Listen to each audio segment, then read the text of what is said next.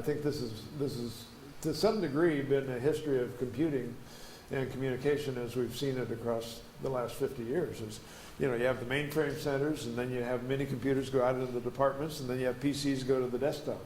Right. And I think we're going to see the same thing with these. There's something movie theaters do that even teleimmersion doesn't do. That, you know, there's a spectrum here, and I think we're going to see it all. But at bottom, I believe what we're aiming toward, and I think that was Andrew, what you did in the first panel, illustrated it nicely. We're eventually, and eventually isn't very far away, almost all of us, and maybe it was Mike you were commenting on, there's going to be a camera both directions in a credit card sized iPhone that the world can afford.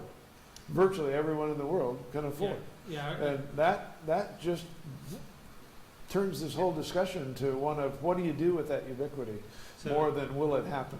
Yeah, exactly. So I think that's, I completely agree with my colleague in that regard where, you know, the ubiquity is coming. Yeah. And the same kind of quality that you can get out of a telepresence system right now, which is different than the video experience.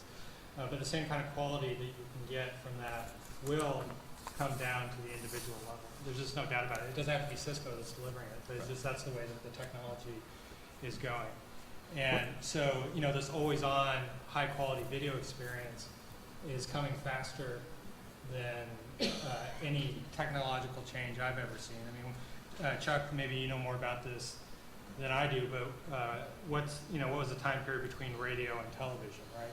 And then what was the time it took for all the televisions to get into everybody's house? You know?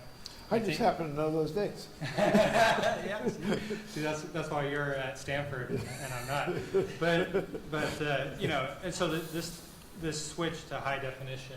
I mean, what was the estimate that you just gave for these credit card size devices being available for everybody? Oh, by the end of the decade, every person on the planet will be able to afford one. They may not be able to afford the Connect minutes.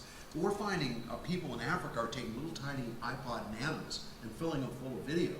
They can, you know, on a Nano, they can take up 8 hours of low quality video and take it out somewhere and then reuse it.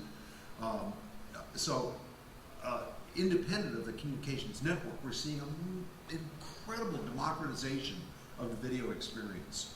The millions of ordinary people are able to create and share and interact over video systems. So it's transforming so many domains of our activity that it's almost hard to keep track.